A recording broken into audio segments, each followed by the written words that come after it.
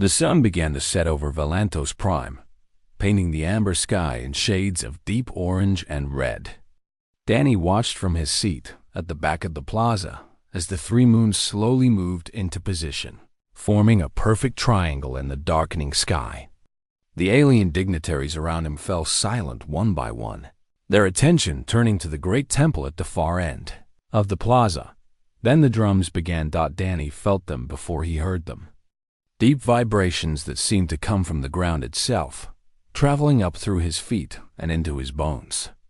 The rhythm was slow and ancient, like the heartbeat of some enormous creature. Other instruments joined in, making sounds that Danny had no words for. The music was beautiful and terrifying at the same time. The doors of the Temple of Eternal Light slowly opened, and Queen Ascendant Cyrillith stepped out into the fading sunlight. Danny had seen pictures of Volanti royalty before, but nothing had prepared him for this moment. Cyrillith was taller than the other Volanti, nearly 9 feet, and her scales blazed with light from within. Colors rippled across her body like fire, painting the plaza in shifting patterns of blue and gold and violet. She moved with perfect grace, each step precise and deliberate, and the crowd seemed to hold its breath as she approached the central stage.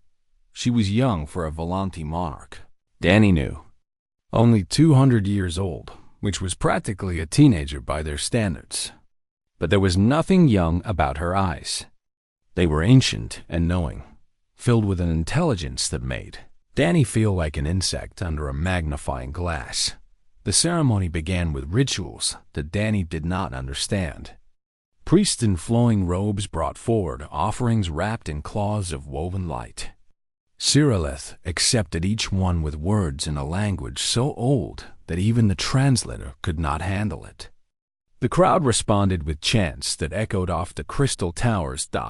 Then came the representatives from other species, each one approaching the stage to pledge their loyalty to the new queen. Danny watched as beings of every shape and size made their way forward.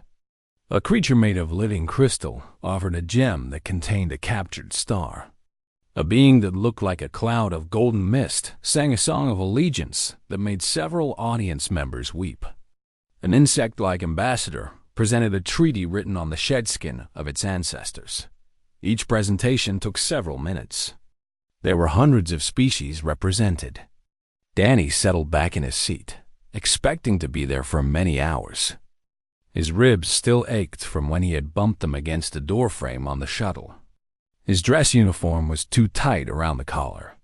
He wished he had brought something to drink. Then something unexpected happened. The drums stopped. The priest fell silent. High Priest Vorath raised his staff, and every Volanti in the plaza turned to look in the same direction. They were looking at Danny. His heart began to pound. This was wrong. This was not supposed to happen. He was a minor guest, seated at the back with the other unimportant observers. No one was supposed to notice him at all. The human representative will approach the throne, High Priest Vorath announced. His voice carried across the plaza without any apparent effort, reaching every corner of the enormous space. Danny did not move. He could not move. His legs had forgotten how to work. The alien sitting next to him, a squid-like creature with too many eyes, nudged him with a tentacle. "You must go," it whispered. To refuse would be a grave insult. Danny stood on legs that felt like they belonged to someone else. The crowd parted before him, creating a path to the central stage. Thousands of alien eyes watched his every step. He could hear whispers in dozens of languages, his translator picking up fragments of surprise and confusion and curiosity. The walk to the stage felt like it took hours. Danny's dress shoes clicked against the polished stone floor. His hands were shaking, so he clasped them behind his back to hide it. He kept his eyes forward, focused on the glowing figure of Queen Cyrillith, trying not to trip or stumble or do anything that would embarrass his entire species. When he finally reached the base of the stage, he stopped and bowed as deeply as he could. His heart was beating so hard that he was sure everyone could hear it. "Rise, human," Queen Cyrilla said. Her voice was like music and thunder combined, beautiful and powerful. Danny straightened and looked up at her. She was studying him with those ancient eyes, and he felt like she could see right through him. Every mistake he had ever made, every fear he had ever felt, every weakness he had ever hidden. She saw all of it. "You are called Danny Cole," she said. It was not a question. "Yes, Your Majesty." "You are an engineer. You repair machines." "Yes, Your Majesty." "You are not a diplomat or a warrior or a leader of your people." Danny swallowed hard. "No, Your Majesty. I'm just an engineer." Something flickered in Cyrilleth's expression. Danny could not tell if it was amusement or contempt or something else entirely. "Human," she said, her voice now loud enough for the entire plaza to hear. "Your species has been observed since you first split the atom. You are young, violent, unpredictable. Many in this empire believe you should be contained before you spread beyond your small corner of the galaxy." The crowd murmured. Danny felt cold sweat running down his back. "But I have studied your kind," Cyrilleth continued. "I have watched your history unfold, and I have seen something that my advisors have not. Tonight, we will discover whether my faith is justified." She raised her hand, and from the shadows at the edge of the stage came a creature that made Danny's blood turn to ice. It was 12 feet tall and covered in natural armor that looked like it could stop bullets. Its limbs ended in blades that gleamed in the moonlight. Its eyes were red and hungry, and when it moved like death itself. A Crethary. Someone in the crowd gasped. Danny had heard stories about the Crethary. They were the Volanti Empire's warriors, their enforcers, their weapons. They had not lost a ritual combat in over 1,000 years. They were killing machines, bred for violence, trained from birth to destroy, and one of them was now standing before him. "The right of judgment," Queen Cyrilleth announced. "If humanity wishes to be recognized as equals among the stars, that representative must face our champion. Not to the death, but until one yields." Danny stared at the Crethary warrior. It stared back at him with those red eyes, and he could see the hunger there. It wanted to fight. It wanted to hurt him. He thought about refusing. He thought about turning around and walking away, accepting whatever consequences came from the insult.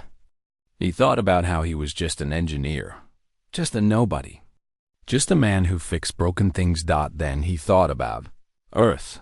He thought about his family back in Ohio. He thought about every human who had ever looked up at the stars and wondered what was out there. If he refused, humanity would be marked as cowards.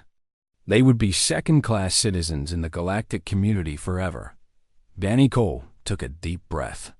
"I accept," he said. The plaza erupted into chaos. The noise in the plaza was deafening. Aliens of every species were shouting, arguing, gesturing wildly with whatever limbs they had. Danny stood at the base of the stage and watched the chaos unfold. Feeling strangely calm now that the worst had happened, he had accepted a challenge to fight, a creature that could tear him apart like wet paper. There was nothing left to be afraid of. High Priest Vorath raised his staff again, and the crowd slowly fell silent. The old Volanti looked at Danny with something that might have been respect or might have been pity. "No species has accepted the right of judgment in 300 years, Vorath said. "Most choose to withdraw gracefully, accepting a lesser position rather than face certain defeat. You understand what you have agreed to, human?" Danny nodded. "I understand. You will fight until one combatant yields. The Crethary will not kill you, but they are not gentle. You will be hurt, badly. Are you certain?" Danny looked at the Crethary warrior. It stood motionless at the edge of the stage, watching him with those hungry red eyes. It had not moved or spoken since emerging from the shadows, but Danny could feel its eagerness. It wanted this. It had probably been waiting years for someone to accept the challenge. "I'm certain," Danny said. Vorath bowed his head. "Then so be it. Remove your outer garments and step into the ritual circle." Danny took off his dress jacket, folding it carefully and setting it aside. He removed his tie, his belt, anything that might get in the way. When he was done, he stood in just his white undershirt and dark pants, feeling more exposed than he ever had in his life. The ritual circle was marked on the ground in glowing lines, about 30 feet across. Danny stepped inside and felt a strange tingling sensation, like static electricity running over his skin. The Crathiri entered from the other side, and the tingling intensified. "The circle will contain you," Vorath explained. "You cannot leave until one of you yields or is unable to continue. May the stars judge your worth." The drums began again, faster now, building towards something. Danny tried to remember everything he knew about fighting. He had taken some self-defense classes years ago, mostly because his mother had worried about him living in the city.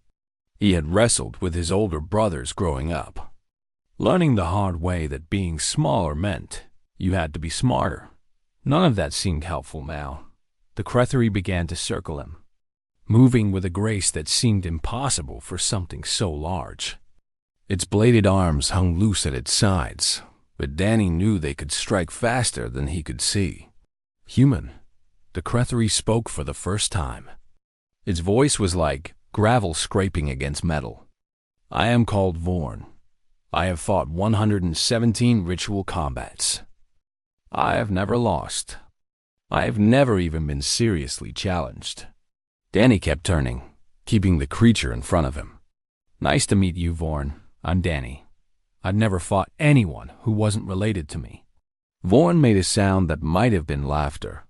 "You have courage. That is good. Courage makes the fight more interesting. Happy to help." The Crathiri stopped circling. Its red eyes narrowed. "But courage is not enough. I will try to make this quick." It moved. Danny had never seen anything move that fast. One moment, Vorn was 10 feet away. The next moment, a bladed arm was slicing through the air where Danny's head had been. He had ducked on pure instinct, throwing himself sideways, and still felt the blade whistle past his ear. He hit the ground and rolled, coming up just in time to dodge another strike. This one caught his shoulder, opening a cut that immediately began to bleed. The crowd gasped. Danny scrambled backward, trying to put distance between himself and the Crathiri. But the creature was relentless, pressing forward with strike after strike. Danny dodged some, took others on his arms and shoulders, feeling the pain bloom across his body like fire. He was going to lose. He knew that. There was no way he could beat this thing in a fair fight. It was stronger, faster, and better trained. It had been born for this. But Danny had not been born for this. He had been born in a small town in Ohio, to parents who worked hard and expected their children to do the same. He had grown up learning that the world was not fair, that sometimes you had to fight for everything you got, and that giving up was not an option. His grandmother had raised 6 children alone after his grandfather died. His great-grandfather had survived things that would have broken lesser men. His family had a history of facing impossible situations, and refusing to quit. Danny was not going to be the one who broke that tradition. He stopped running. Vorn's next strike caught him in the ribs, and Danny felt something crack. The pain was incredible, white-hot and sharp, but he did not fall. Instead, he grabbed the Crathiri's arm with both hands and held on. Vorn tried to shake him off, but Danny clung like his life depended on it. He wrapped his legs around the creature's limb, making himself as heavy and awkward as possible. The Crathiri swung its arm wildly, slamming Danny against the ground once, twice, 3 times. Danny did not let go. "What are you doing?" Vorn demanded. "This is not fighting. This is just holding on." Danny spat blood and grinned up at the creature. Where I come from, that's the same thing. He pulled himself up to Crethery's arm, getting closer to its body. Vorn tried to grab him with its other arm, but Danny was too close now, inside its reach. He scrambled up onto the creature's back, wrapping his arms around its neck. The crowd was on its feet now, shouting in a dozen languages. No one had ever seen anything like this. The mighty Crethery, champion of 100 battles, was spinning in circles trying to dislodge a small human who refused to let go. Vorn slammed its back against the edge of the ritual circle. Danny felt his spine compress, felt something pop in his shoulder. He held on. Vorn dropped to the ground and rolled. Danny was crushed beneath hundreds of pounds of armored muscle. He could not breathe. Stars exploded behind his eyes. He held on. Yield! Vorn roared. Just yield, and this can stop. Danny tightened his grip. His arms were screaming. His ribs were broken. His shoulder was probably dislocated. But he thought about his family, his species, everyone back on Earth who was counting on him without even knowing it. No, he whispered. Humans don't yield.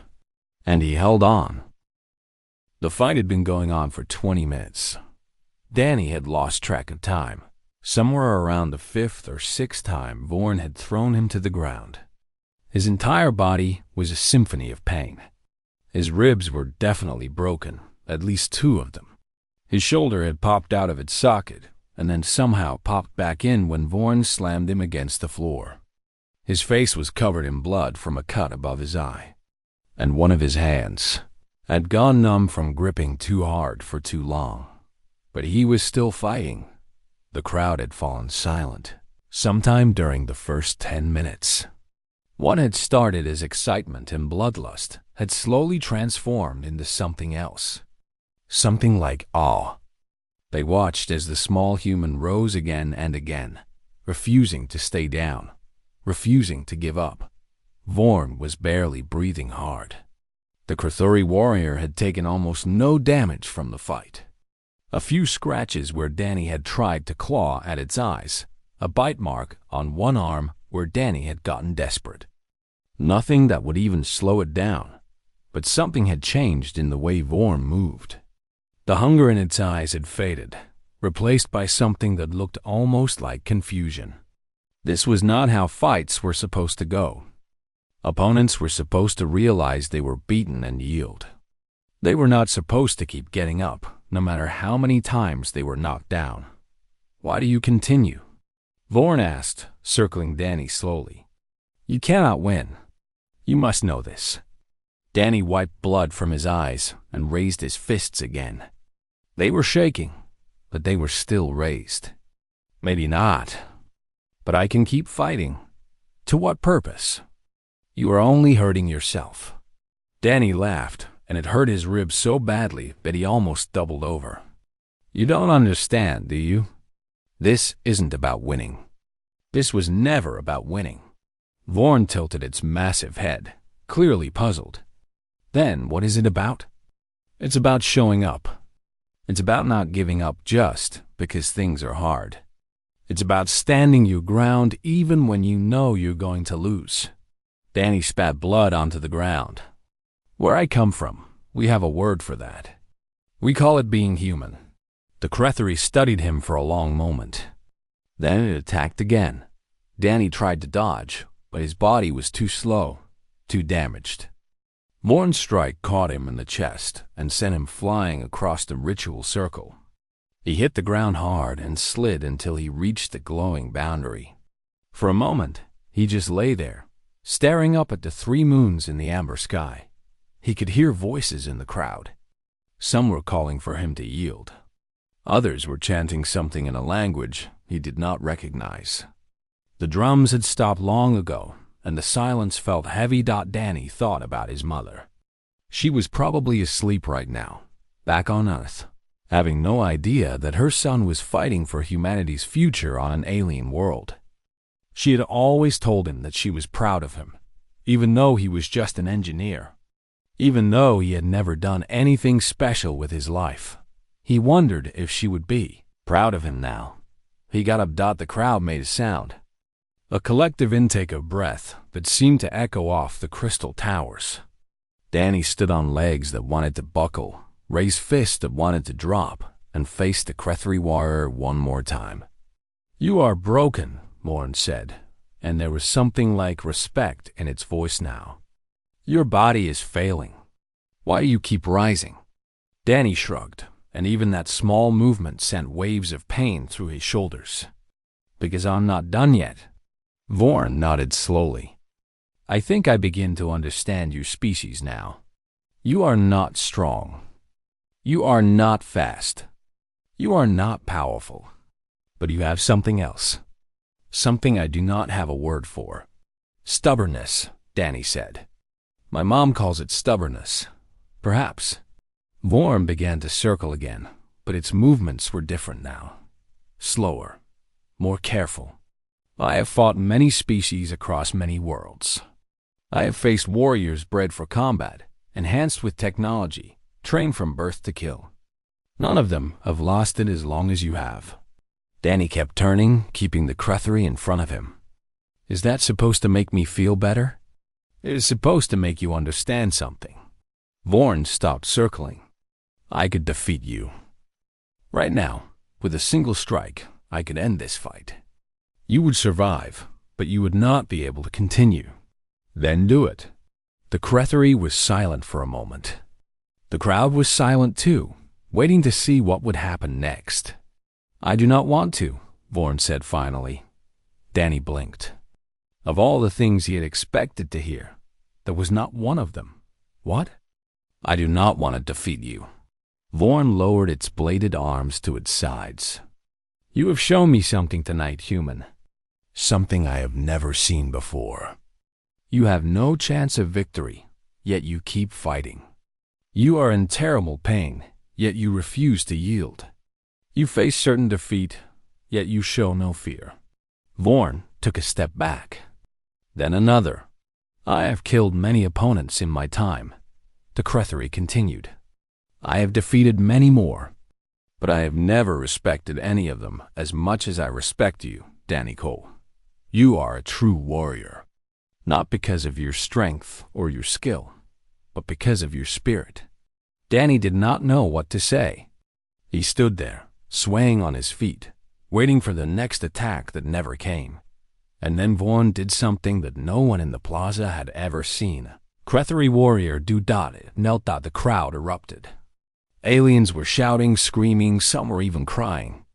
The three moons seemed to shine brighter, as if the universe itself was paying attention to this moment. "I yield," Vorn announced, its voice carrying across the stunned plaza. "Not because I cannot defeat this human. I could destroy him with a single blow. I yield because I choose not to. Any species that produces warriors with such spirit, such determination, such absolute refusal to surrender, deserves to stand among the stars." Danny stared at the kneeling HFY. He opened his mouth to say something, but no words came out. Then his legs finally gave up, and he collapsed to the ground. The last thing he saw before darkness took him was Queen Cyrilleth rising from her throne, her scales blazing with light and something that might have been a smile on her alien face. Danny woke up in a room made of crystal. The walls glowed with soft blue light, and the air smelled like those strange flowers he had noticed when he first arrived on Volantos Prime. He was lying on something that felt like a cloud, soft and warm and perfectly shaped to his body. When he tried to move, he discovered that nothing hurt anymore. That was strange. He remembered very clearly that everything had hurt quite a lot right before he passed out. He sat up slowly and looked around. The room was beautiful, filled with alien art and furniture that seemed to grow from the floor rather than sit upon it.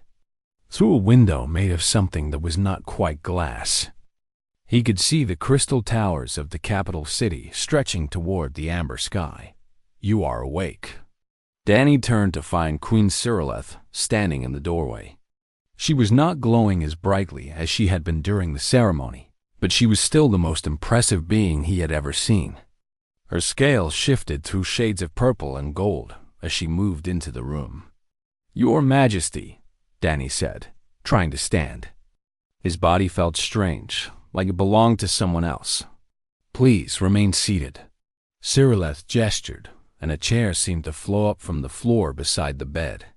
She sat down, arranging her robes around her. "You have been unconscious for 2 of your Earth days. Our physicians have repaired most of the damage to your body. You will be sore for some time, but there will be no permanent harm." Danny looked down at himself. The cuts and bruises were gone. When he touched his ribs, there was no pain. "Thank you." "Do not thank me. Thank the Cretheri. Vorn insisted that you receive the best care available. It has been standing guard outside your door since you were brought here." Danny did not know what to say to that. The creature that had tried to beat him into the ground was now protecting him. Cyrileth seemed to read his confusion. "You do not understand what happened in that arena, do you?" "I lost," Danny said simply. "I couldn't beat him. I just refused to give up." "Yes." Cyrileth leaned forward, and her ancient eyes held his. "That is exactly what you did. And in doing so, you accomplished something that no diplomat or general or king has ever accomplished. You earned the respect of the Cretheri." She stood and walked to the window, looking out at her empire. "The Cretheri are our greatest warriors," she continued. "They have served the Volanti Empire for 10,000 years. In all that time, they have never yielded to anyone. Not once. They would rather die than surrender." She turned back to face him. "Until you." Danny shook his head. "I didn't do anything special. I just wouldn't quit." "Exactly. That is what is special." Cyrileth returned to her chair. "Most species, when faced with certain defeat, make the logical choice. They yield. They accept their loss and move on. This is the sensible thing to do. The smart thing." She paused. "But you humans are not sensible. You are not smart. You are something much more dangerous." "Dangerous?" "You are persistent." Cyrileth smiled, and it transformed her face into something almost warm. "I have studied your history, Danny Cole. Your species has faced extinction many times. Ice ages, diseases, wars, disasters. Every time, the logical outcome was your destruction. And every time, you refused to accept that outcome. You kept fighting. You kept surviving. You kept going." Danny thought about everything he knew about human history. She was right. From the beginning, humanity had faced impossible odds and somehow come through. "The Cretheri recognized this quality in you," Cyrileth continued. "When Vorn knelt before you, it was not admitting weakness. It was acknowledging strength. The strength to endure. The strength to persevere. The strength to never, ever give up." She rose from her chair and extended her hand toward him. It was a human gesture, one she must have learned from studying his species. Thought Danny took her hand and stood. His body still felt strange, but stronger now. More solid. "Come," Cyrileth said. "There are many people who wish to meet you."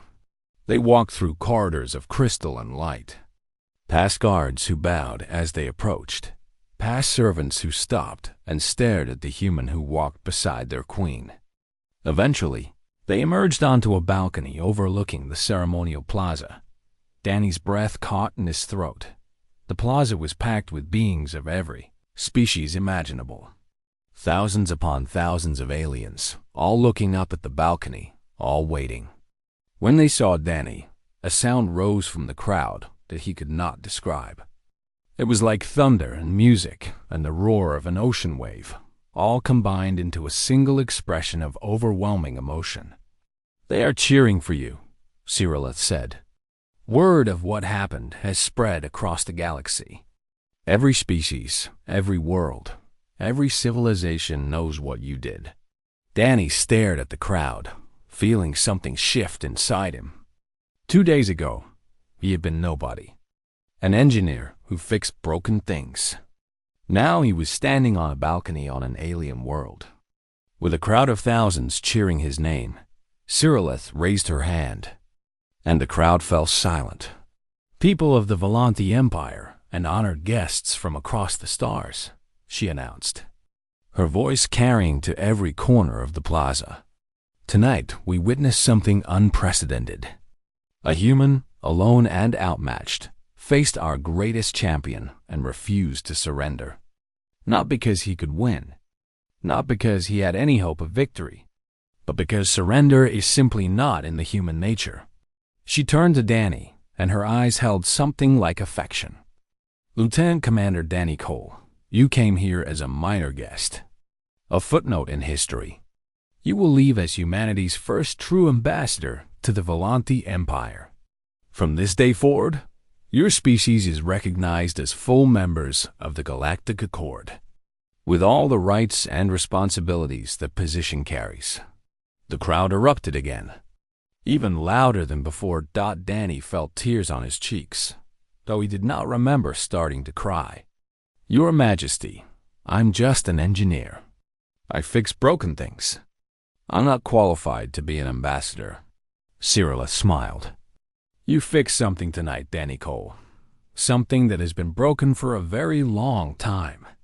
You fixed humanity's place among the stars." She placed her hand on his shoulder.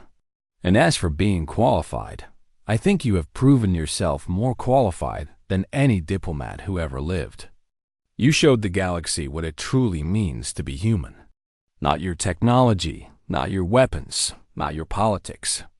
Your spirit. Your determination. Your absolute refusal to give up." Danny looked out at the crowd, at the thousands of alien faces looking up at him with respect and wonder. Somewhere out there, beyond the amber sky, Earth was spinning through space, and everyone on it has become citizens of a much larger community. Because of him. Because he would not quit. "I don't know what to say," he admitted. "Then do not say anything." Cyrillith gestured to the crowd. "Just wave. Let them see the human who taught the galaxy that sometimes the smallest warrior can have the largest heart." Danny raised his hand and waved. The crowd roared its approval, and the sound washed over him like a wave, filling him with something he could not name.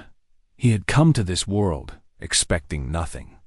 He was leaving having changed everything, not through strength or violence or cunning, just through the most human quality of all, the absolute refusal to ever give up. Far below, in the crowd, Danny spotted a massive armored figure standing apart from the others. Vorn, the Crotheri warrior, raised one bladed arm in a salute. Danny returned it. From enemy to ally, from opponent to friend. That too was a very human thing. The three moons shone down on the plaza, and somewhere among the stars, humanity had announced itself to the universe. And the universe had learned an important lesson. Humans don't yield. Ever. Danny Cole was going to die. He knew this with complete certainty as his small scout ship spun out of control toward the unknown planet below. The alarms were screaming. Red lights flashed everywhere. His hands moved across the controls, trying everything he knew, but nothing worked. The ship had been pulled out of hyperspace by something. One moment he was traveling through the stars on a simple mapping mission. The next moment, his ship was falling toward a planet that should not have been there. His charts showed empty space. The planet disagreed. He hit the atmosphere hard.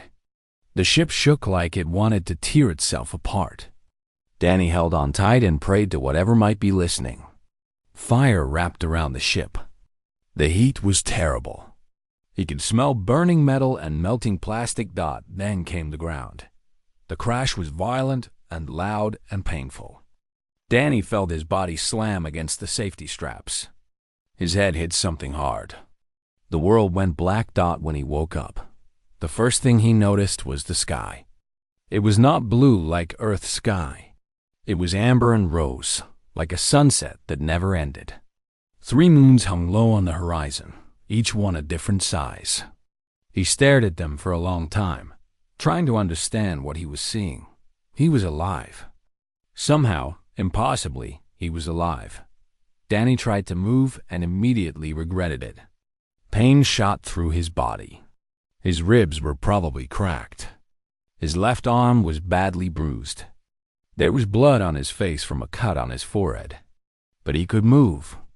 Nothing was broken badly enough to stop him. He crawled out of the ruined ship and looked around. He was in a field of grass, but the grass was violet, not green. Strange flowers with petals like glass grew in clusters nearby. The air smelled sweet and clean, with something else underneath. Something alien. His ship was destroyed. The front end was buried in the dirt. The back end was a mess of twisted metal and sparking wires. Smoke rose from a dozen places. There was no way he was flying home in that thing. Danny checked his supplies. He had emergency food packets for about 2 weeks. His water purifier still worked. His medical kit was intact. His distress beacon was damaged, but he thought he could fix it. He had a small knife and a flashlight. That was everything.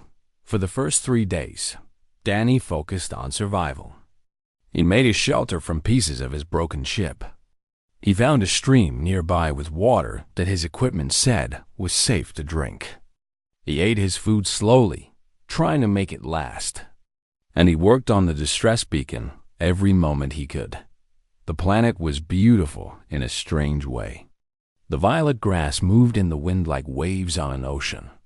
The amber sky changed shades throughout the day, from light gold in the morning to deep orange at night. Creatures that looked like birds but had 4 wings flew overhead. Small animals with too many legs watched him from the grass but never came close. Danny talked to himself to stay sane.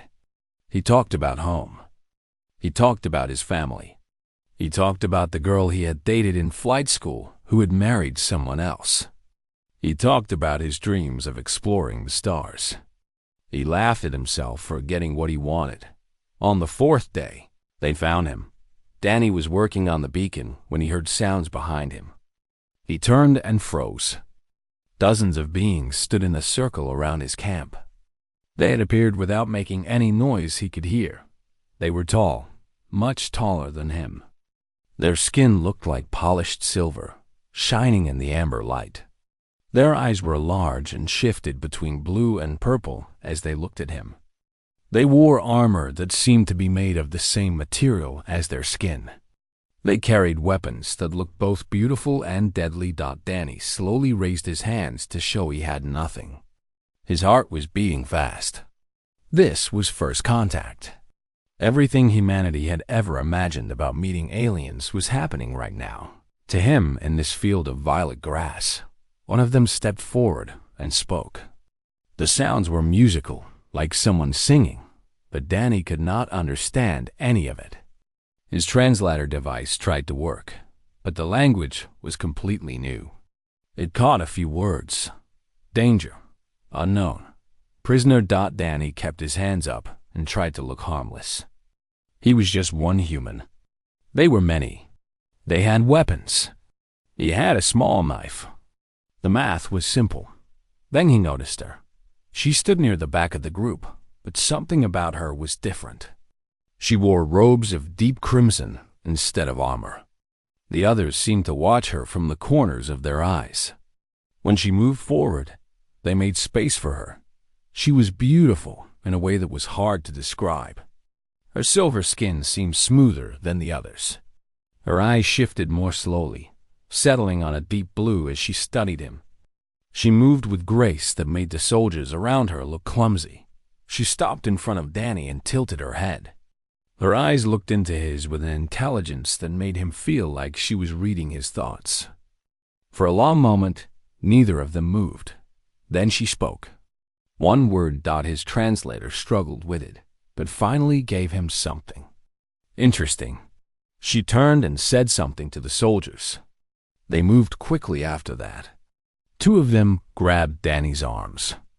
They were not rough, but they were firm. He was not going to escape their grip. They put something around his wrists. It looked like jewelry, but felt like handcuffs. They took his knife and his flashlight. They searched his camp and took everything they found. The female in crimson watched all of this with those shifting eyes. When the soldiers were finished, she walked over to Danny again. She reached out one silver hand and touched his face.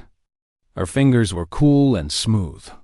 She turned his head left, then right, examining him like he was a strange animal she had never seen before. Danny did not know what to say. What did you say to an alien princess who was studying you like a bug? He decided to try something simple. Hello, he said. My name is Danny. She did not understand his words, but something in her expression changed. Her lips curved upward slightly. Was that a smile? She spoke to the soldiers again and gestured toward the horizon. They began to march, pulling Danny with them. He looked back at his ruined ship, his broken beacon, his only hope of rescue. Then he looked forward, toward whatever waited for him.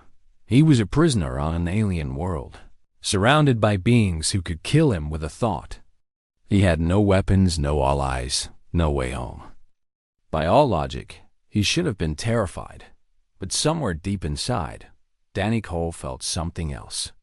Something that had driven humans since they first looked up at the stars. Curiosity. Whatever happened next. It was going to be interesting.